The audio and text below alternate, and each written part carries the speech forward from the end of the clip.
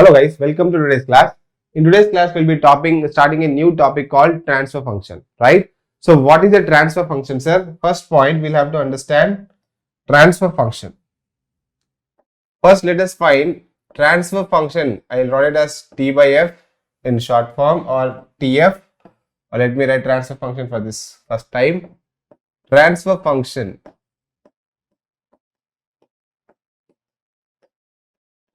is defined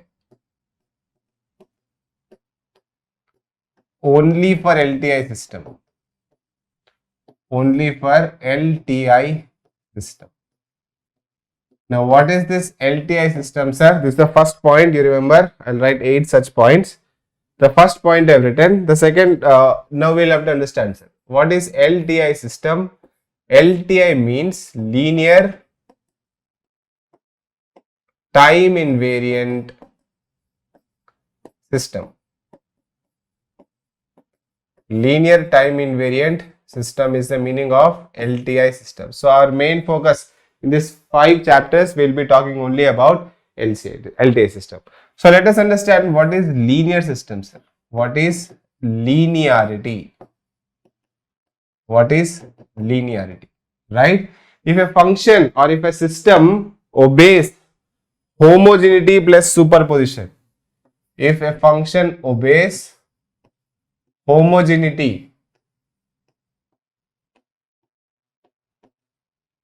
plus superposition, then it is linear, sir. Right? Now we will elaborate on this. What is the meaning of this homogeneity and superposition, sir? Let us understand that, say, let y is output and f of x is input, sir. Right? So this is the output, this is a function, and this is the input. Right? If you give x input to f of x function, the output is y. Let us try to understand this mathematically, then we will apply it to the control system, sir. Right?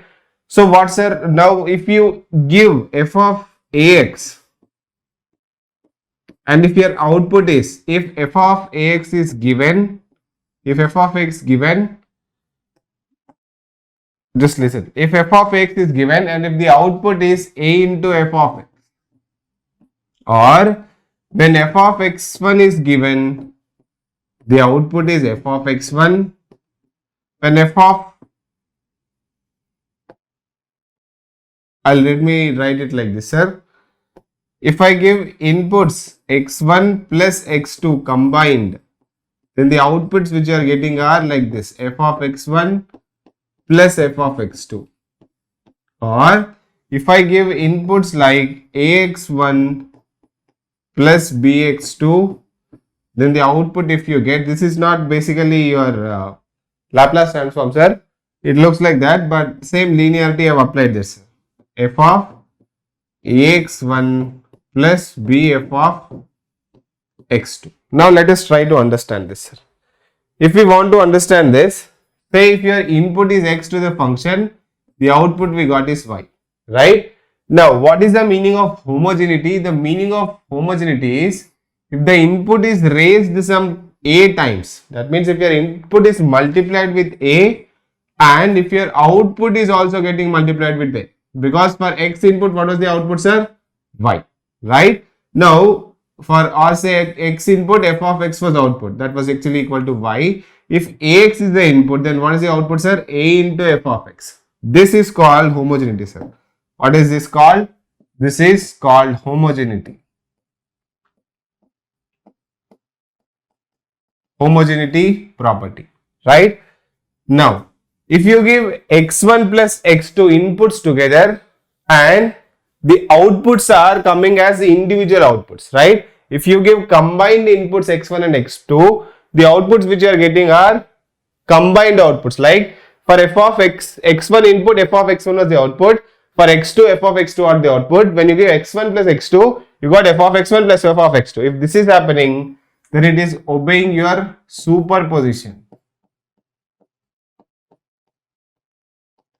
Superposition theorem is being obeyed, right?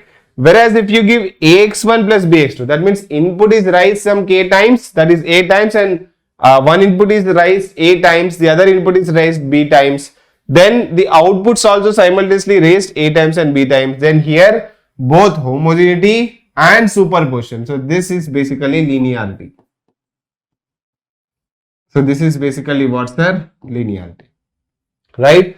Okay, sir, we have understood this definition, but we are still not getting the feel. If you're not getting the feel, see, sir, let me take a small function or an operator like this, right?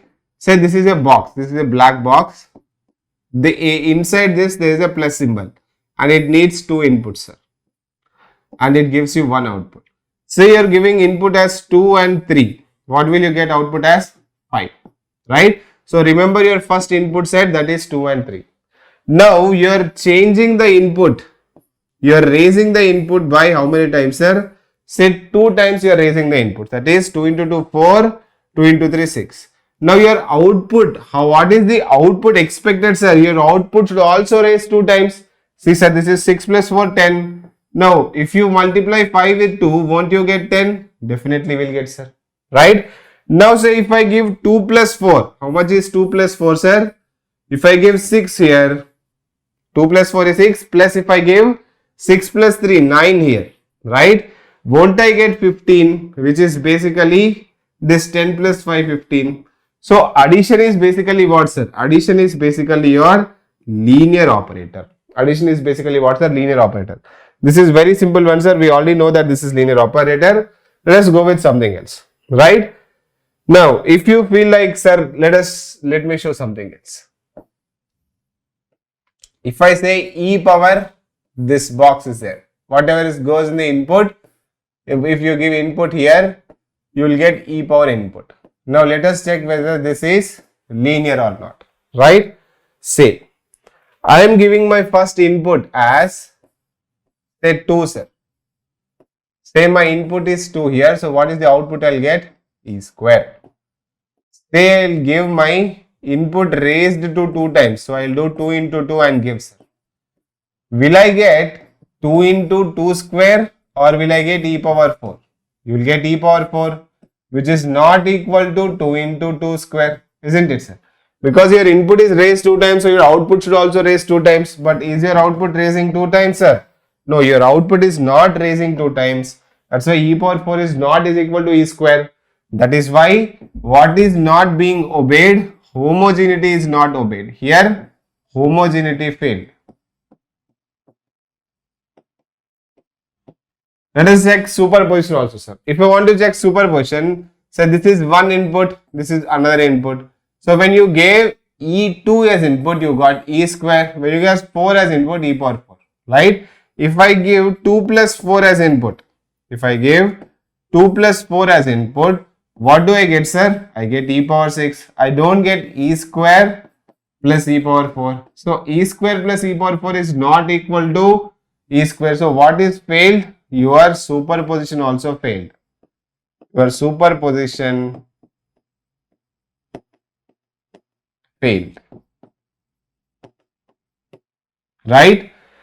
So this is basically how you check whether the given operator is linear or not. And whatever the function is formed, if it has at least one of these operators, then the function will become non-linear, sir. Right?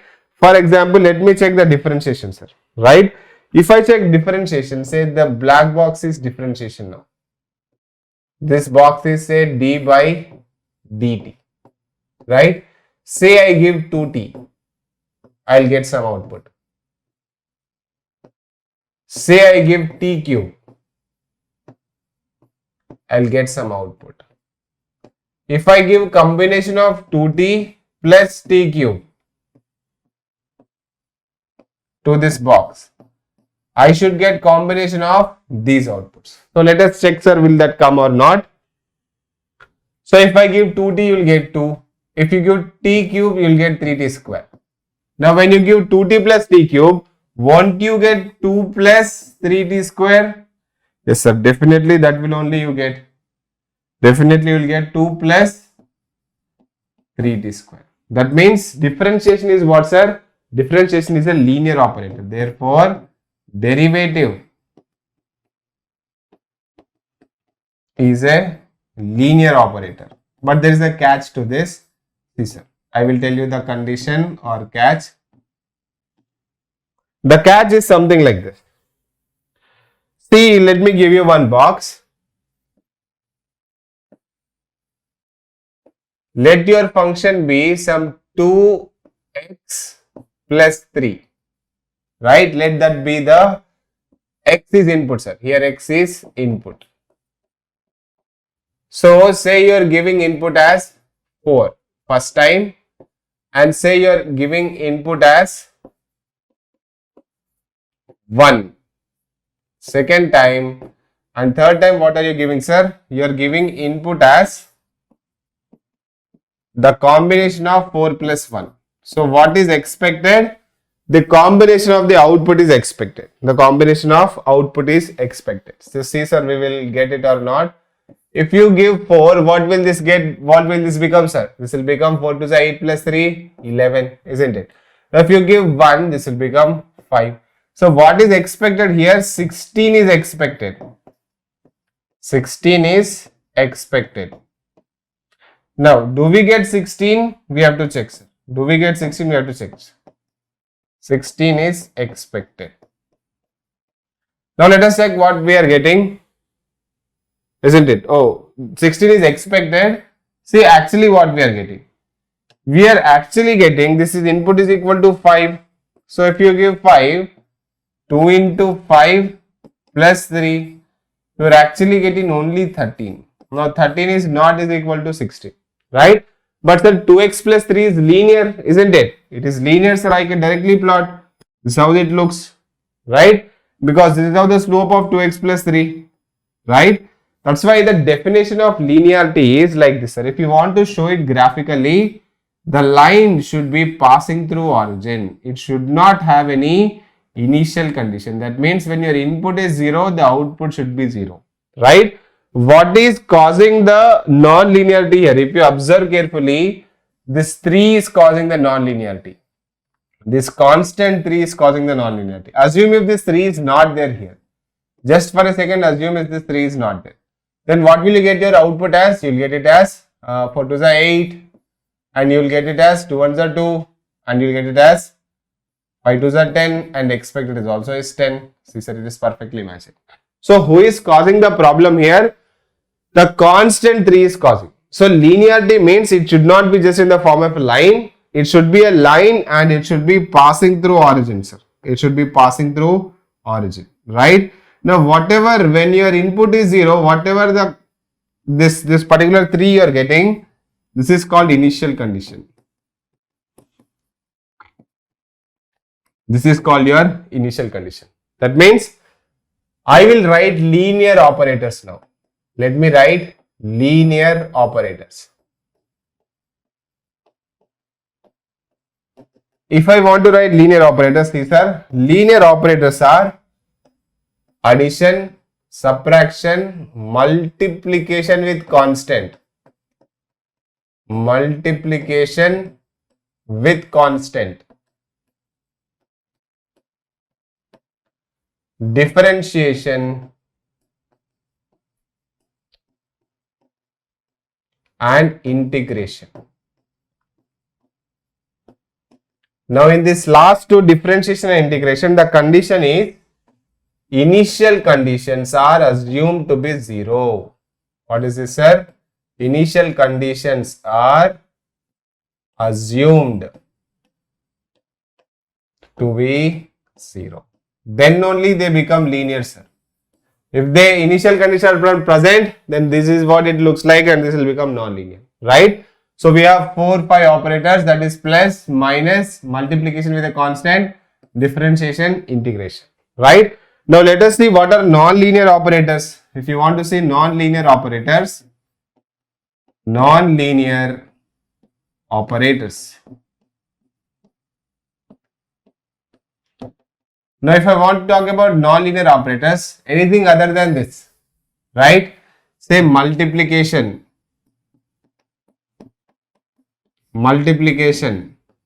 trigonometric, logarithmic, exponential, Anything, sir. Anything which is not a straight line is basically what? Anything which is not a straight line is basically not linear. It has to be straight line, and the straight line also has to be passing from 0, then only it is linear. Now any function formed with these particular operators will be a linear function, right? So coming back to linearity definition. Linearity means what, sir? Linearity means which obeys superposition and homogeneity, and if it is made up of any of these operators, it will obey superposition and linearity, right? Now let us understand what is time variant. Because I told transfer function is defined only for linear time invariant system, right?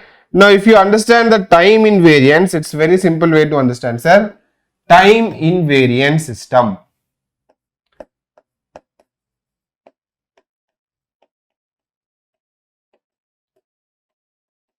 Time invariant system. So assume this is your system. Now for this system, if you give your input as xt and say your output is yt, and if you give x t minus t naught, then your output should be what, sir? Yt minus t naught. That means if your input is delayed by t naught time, your output should also be delayed by t naught time. If your input is delayed by t naught time, your output should also be delayed by t naught time. Then the system will become time invariant. The time invariant doesn't mean that it should not change with time. No, if there is a delay in input, there has to be a delay in output. And there should not be any scaling in time, sir. If your scaling in time happens, then it will not be time invariant anymore, right? It will become time variant. So let me write delay in input. Delay in input should be equal to delay in output. And time should not be scaled. Time in input or output. Time in input or output should not be scaled.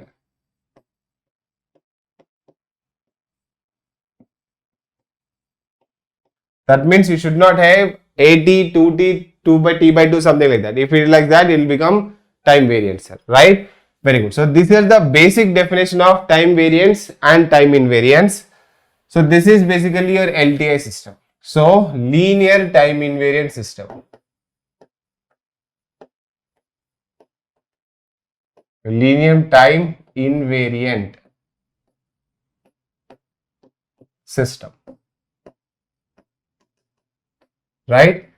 So it should obey homogeneity, it should obey superposition, and if the input is delayed by t naught time, your output should also be delayed by t naught time. That means if you want to understand by the fan example, if your fan is on at 7 o'clock in the morning, and if it is on at 10 o'clock in the morning, or it is on at 5 o'clock in the evening, whenever it is on, it has to work. That means if you give delayed input, the output should also be delayed. That means from change of time, the output, it should not say that I will rotate in the morning only, I will not rotate in the evening, right? That should not say so, right? So that is basically linear time invariant system. Therefore, transfer function is defined only for LTI system. LTI system, right? This is the first point, sir. Now let me tell you the second point. See, sir, what is the second point I am talking about? The second point is definition. Definition of transfer function is transfer function T by F is equal to Laplace of the output divided by Laplace of the input by assuming initial conditions. Initial conditions is equal to 0, right? Because if the initial conditions are present, then what will happen, sir? The system will become non-linear and the transfer function cannot be defined. Transfer function is not this, sir. Don't mistake it for this. Transfer function is not Laplace of output by input. This is wrong. This is wrong, sir. It is not this. This is blunder. This is not important. This is wrong. Let me put it with red pen. Don't you assume that this is correct. This is wrong. Right? Take the Laplaces separately. Laplace of the output by Laplace of input. That means if you have the F system here and say the input is x of t and say the output is y of t, then what will be the transfer function, sir? The transfer function Tf is equal to Laplace of y of t divided by Laplace of x of t, by making initial conditions. If there are any initial conditions also, you put them is equal to 0, sir. Then only you take this, right? This is the first definition. If you want to just tweak this and see, sir, if you want to just tweak this, if input x of t is equal to delta t, let us put input x of t is equal to delta t, then what will x of x become? Then x of s will be equal to 1, isn't it? Then x of s will be equal to 1. Therefore, I can also say that transfer function is equal to what, sir? Transfer function is equal to Laplace of what? See, when your input is delta t, the output is becoming what, sir? The Laplace of output is becoming what? Your system transfer function. Transfer function is output of impulse response. Impulse response. That means if an impulse response is given to you, then you can definitely say what is the transfer function. Why did it become impulse response, sir? Because if you put input x of t equal to delta t, then from here what will be your TF transfer function will become? It will become Laplace of y of t. Now what is y of t, sir? If you give input as x of t, the output is y of t. Now what I told, my input is delta t. Delta t is impulse, that means impulse response. So another definition here is what? Transfer function is equal to Laplace of impulse response. Now impulse response is also called as, this is also called as Laplace of impulse response. Shortcutly they'll call it like this, sir. Also called as force-free response. This is also called as force-free response, or it is also called as natural response. It is also called as what? Natural response. That means response due to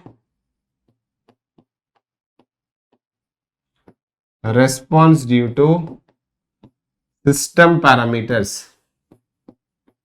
System parameters. Right? Whatever are the system parameters there, that is system, based on that you will get your transfer functions, right? So impulse response is also called as force-free response or natural response or response due to system parameters, right? I could say another beautiful point from here that it might confuse you. See, sir, what that point is. Let me rub this. If I want to write another point here, see, sir, what is that point?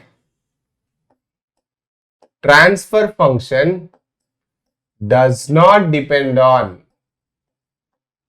transfer function does not depend on either input or output. Sir, what is this, sir? Just now we have written transfer function is equal to Laplace of the output by Laplace of the input. Now we are saying that the transfer function does not depend on input and output. Yes, sir. It depends only on system parameters. Depends only on system parameters.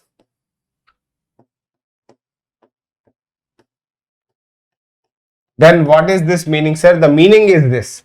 If a transfer function of system is fixed, then for this particular input, this will be the output.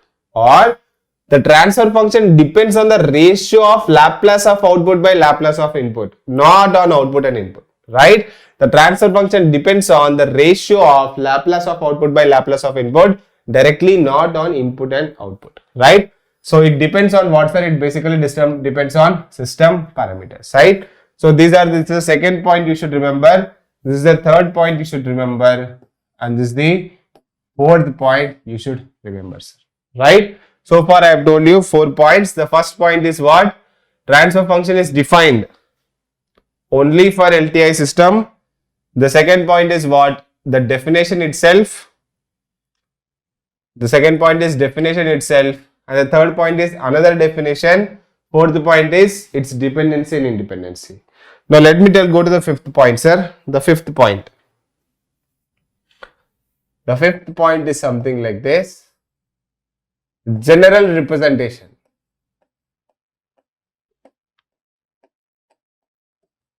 Or I can say general form also. You can call it general form.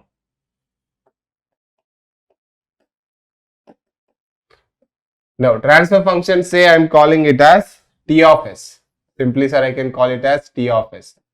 Say it is like S power M plus A1 S power M minus 1 plus and so on plus A power M AM divided by S power N plus A dash 1, something like this. You put any variable you like, plus B1 into S power N minus 1 plus and so on plus Bn, right? Now this is the general form. This numerator polynomial and this is denominator polynomial. If M is greater than N and if M is equal to N, if M is less than N.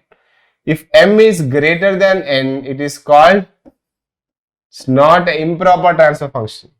It is called as improper transfer function, sir. If M is greater than N, it is improper transfer function.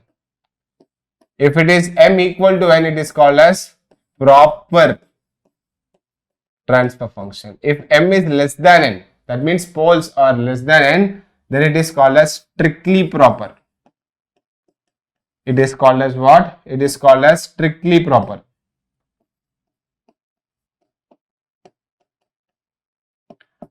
Strictly proper transfer function, right? That means the numerator power should not be more. If the numerator power is more, then that will not be realizable, sir. This is not realizable.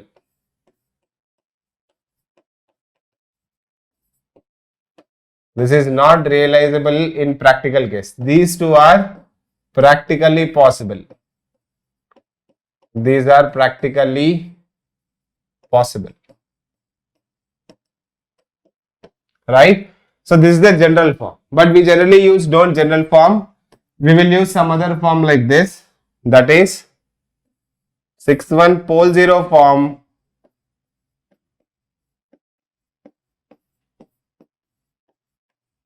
Or time constant form. It is called as pole 0 form or time constant form. So see, sir, what is pole 0 form? If your T of S is like this,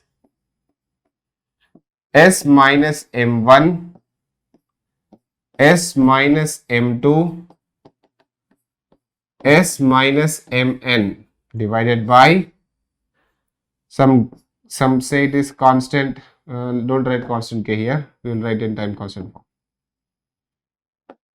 Is equal to like this. Say this is S power P, S minus N1. You can write whatever you want, sir. This is just a model. So let me write A1, A2, A3, B1, B2, B3. A1, A2, AN and B1, B2, BM. Therefore, it has, what does it has, sir? It has N zeros, M real poles and P poles at origin. Sir, what is this pole and zero? Let me write pole and zero, sir. Right? Pole. Pole is that value of S, is that value of S which makes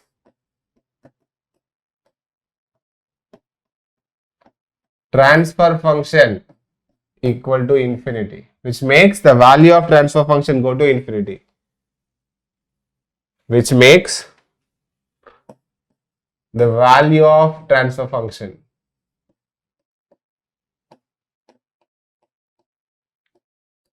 to infinity, sir. Right? Now, what is 0? S is equal to S1 is called 0 if T of S1 is equal to 0. If this makes it is equal to 0, it is called a 0. And if it makes equal to infinity, it's called a pole, sir. Right? Now, one more point I can tell you here is, whatever the output we get, output of system depends. We will see this in the analysis, sir, when we do numericals. Output of system depends on both poles and zeros. But whereas, I can say, whereas the characteristics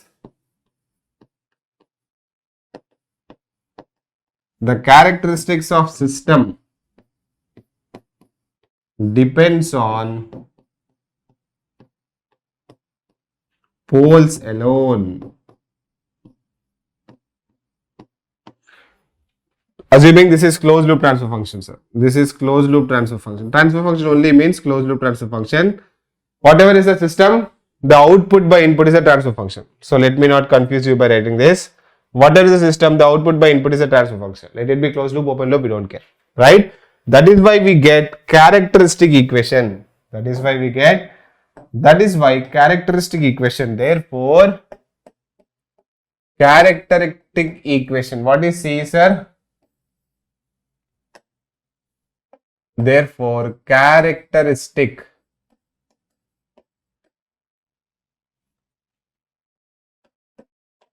equation is equal to denominator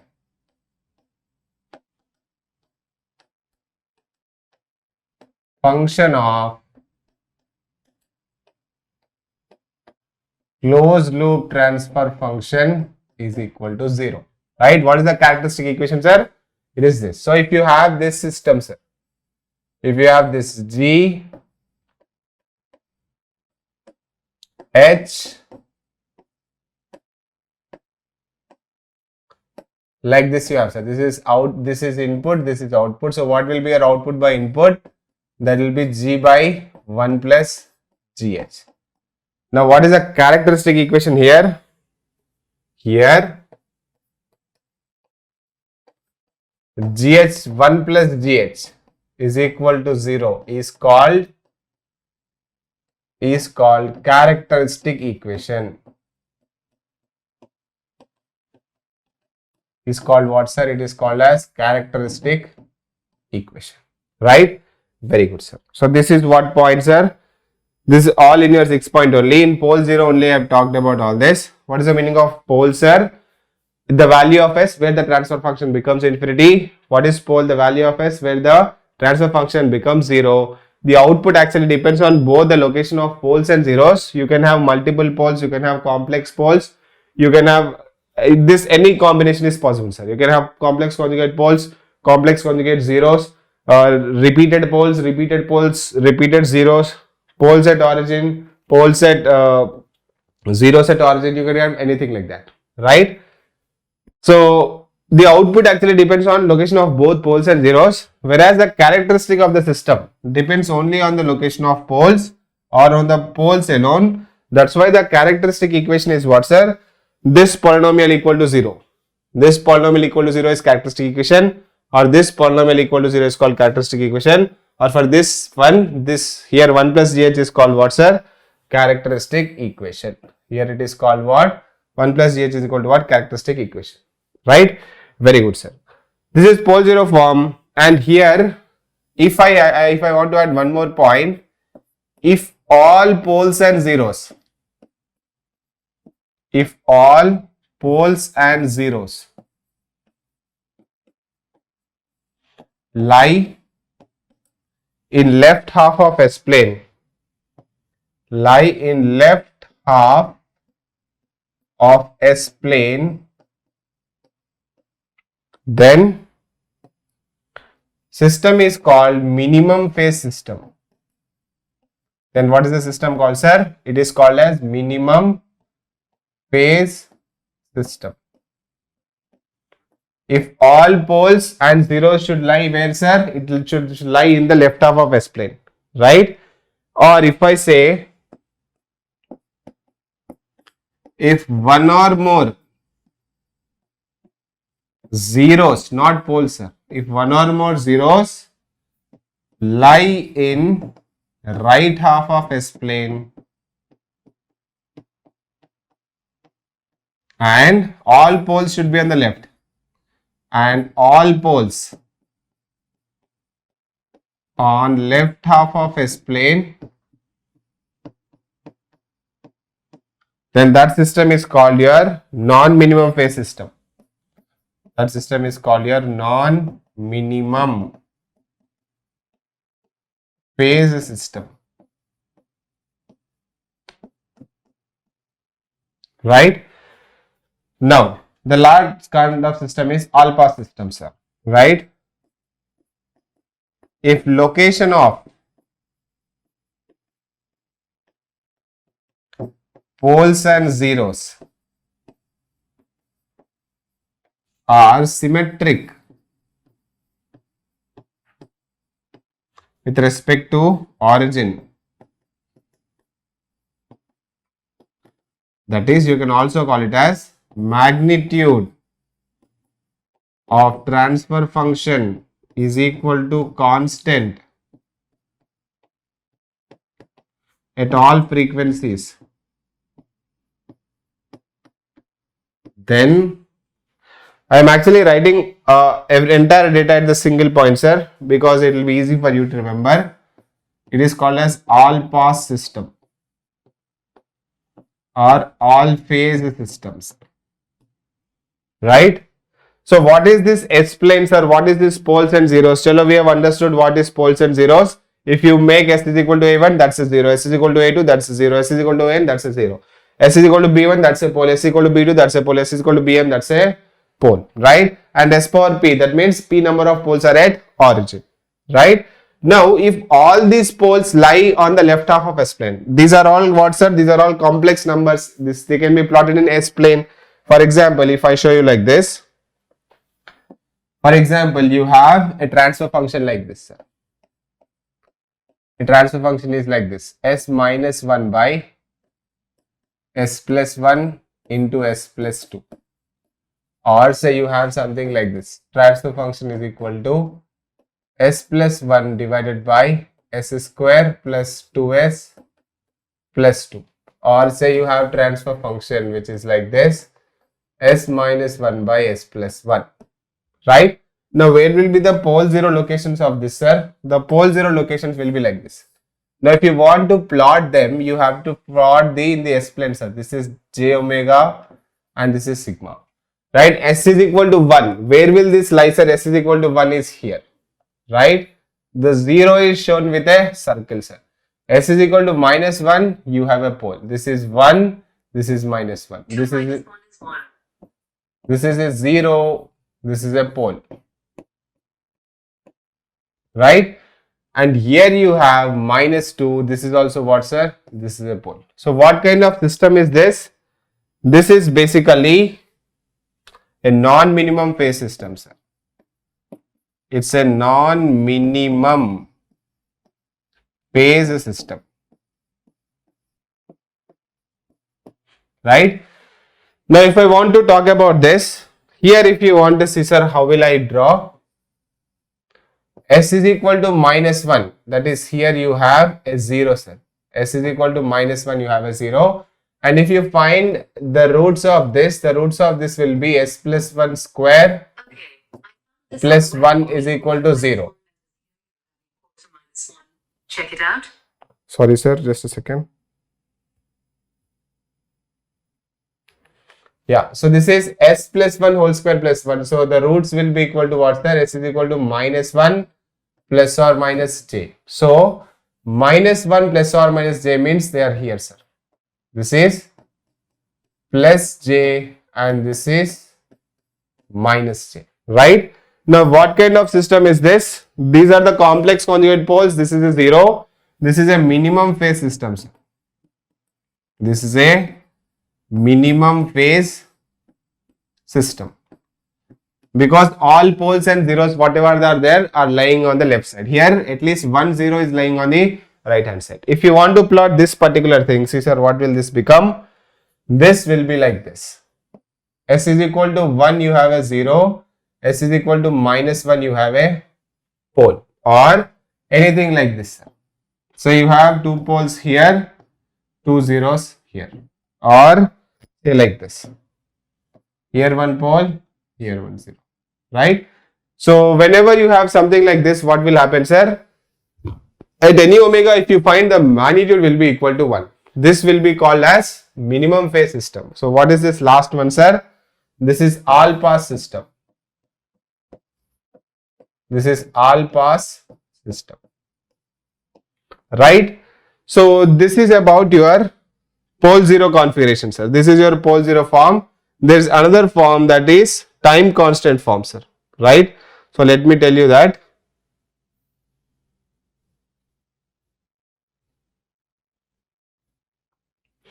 This is the 7th point. Time constant form.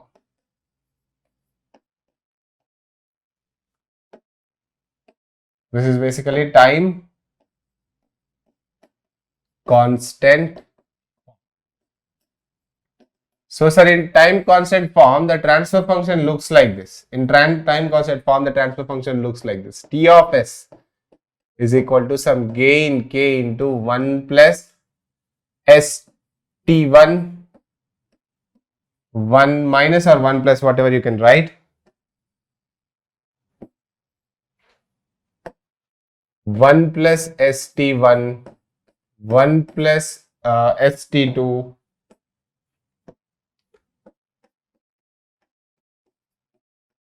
and then so on, 1 plus stm divided by, this will be 1 plus s tau 1, 1 plus s tau 2, 1 plus s tau m. Let me call this as n. Tau n, right? So T1, T2 are what, sir?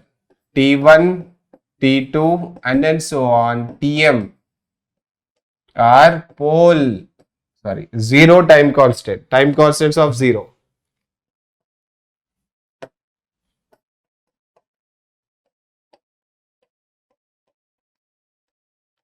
Time constants of zeros. Similarly, tau 1, tau 2, tau 3, and then so on, tau 1 are basically time constants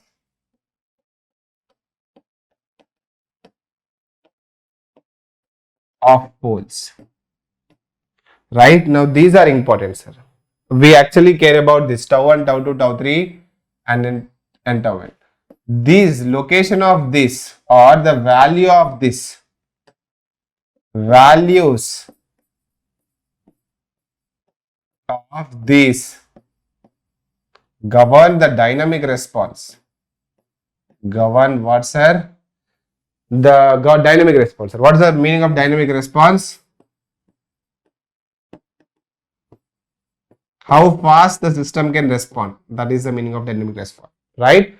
So if your time constant is less, then it will reach its steady state value very fast, right? So again, we'll be talking a lot about this in your second chapter when we find the responses.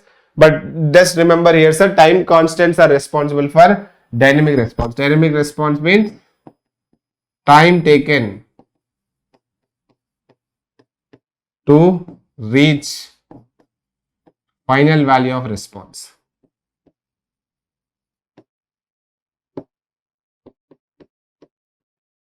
Very good, sir. So that is called dynamic response, right? So your pole time constants basically are responsible for this, not zero time constant.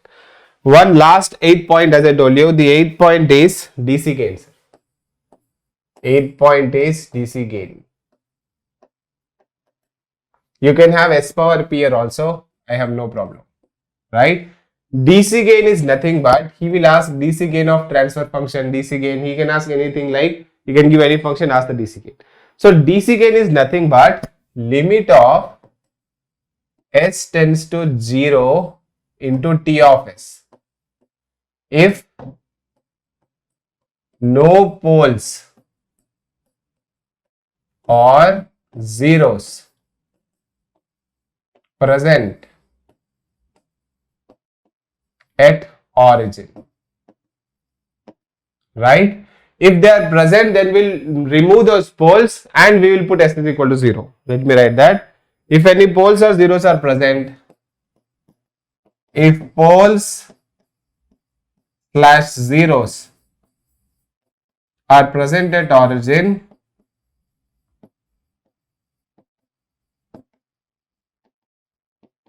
then DC gain is equal to, put S is equal to 0 after removing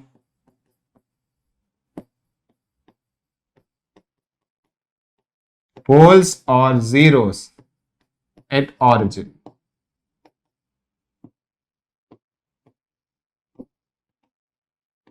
Something like this, sir. If I want to show you an example like this.